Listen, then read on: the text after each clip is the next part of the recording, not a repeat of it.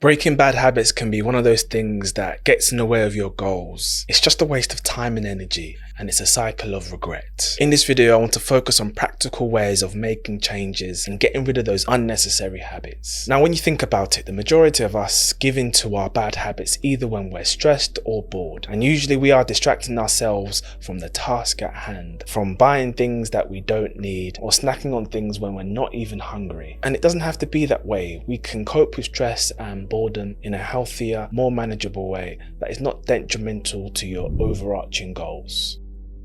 If the habit is procrastination or stress eating at work, for example, pay attention to your circumstances and your surroundings when you're doing these things. Do you have a big project that you're just trying to avoid? Or do you have just too much on your palate? Once you know these triggers, you can try and identify the behaviours that you're engaging in when you're just acting out. Do you check social media instead of doing work? Do you snack on sweets when you have challenging assignments to do? You must be able to name the actions in order for you to confront them. I remember when I was going through a phase when I would always buy a croissant after going to the gym. I would convince myself this was my breakfast, and I thought that I'd earned it because I'd worked out. I'd got into the habit loop of every day this was my routine. So I had to take a step back and think about what was my trigger in order for me to make a change. Adopting a habit is one thing. Sticking to it, of course, is a whole nother ballgame. And to achieve the goal, you decide to go to the gym 3 times a week. For the first and second week, you're good, but by the time it gets to the third week, you start to miss a few sessions and you end up falling off the bandwagon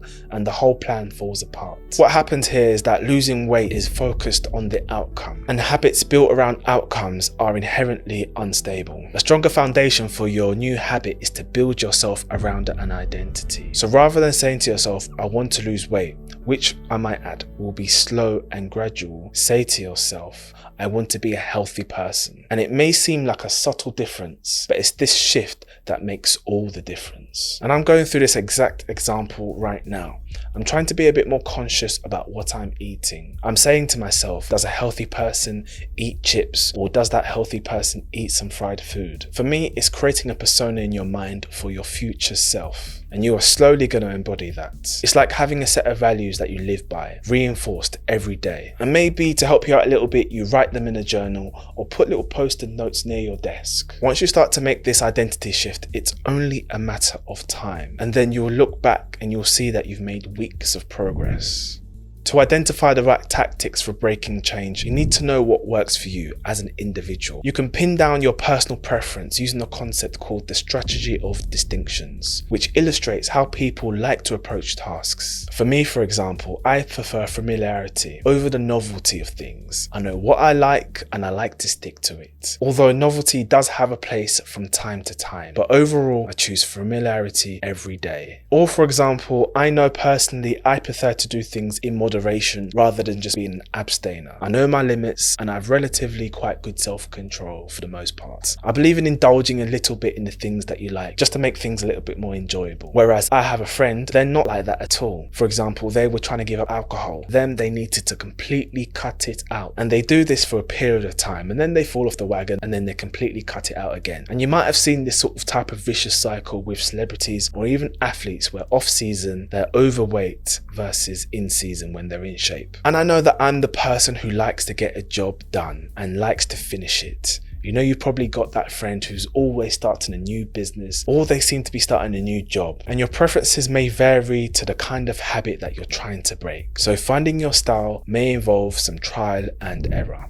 All your habits are either working for you or against you, and they're there for a reason. Let's take opening your emails just before you go to bed. It may make you feel like you're getting your work done, but at the same time, all those emails and the bright light from the screen, it's just going to ruin your sleep. So maybe you've probably got less anxiety knowing that all your work is done and you've got nothing to worry about. But ultimately, you're making that trade-off for poor sleep. So in other words, a bad habit could suggest a reason for its existence. So it's better to replace it with a healthy one that still addresses the issue. If you expect to eliminate bad habits entirely, this will be very difficult. So to approach this, I would always try to plan ahead. What are you going to do when you get the urge to snack? Is there a healthier option? And also, do you have a limit on this healthier option? So for example, I replaced sweet treats for nuts, but I found myself eating copious amounts of it. This was meant to be a healthier option and a replacement, but I still needed to have a limit on this healthy replacement. So ultimately, plan and create rules around that plan.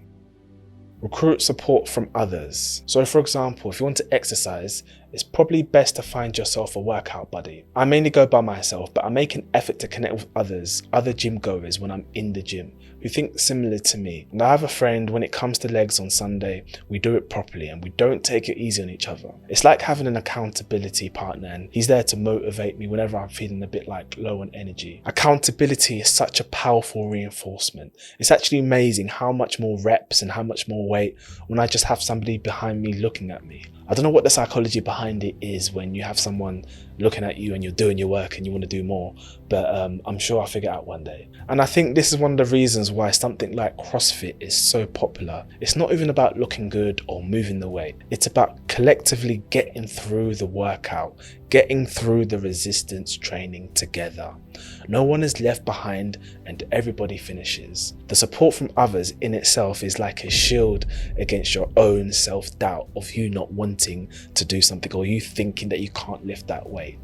So whether it's a training partner, a friend, a mentor, or even a coach, it can really make the difference to have someone in your corner. When it comes to breaking bad cycles, it's like you need to return to the old you. These habits have compounded over time, so you think that's you in effect, when in reality, when it comes to breaking these bad cycles, it's just like you need to return to the old you. The bad habits have compounded over time, so you start to think they're a part of who you actually are, when it's very unlikely that you had these bad habits all your life. Even if it's been years in the making, you have already lived at one point without these bad habits, which means you can most definitely do it again. Good luck.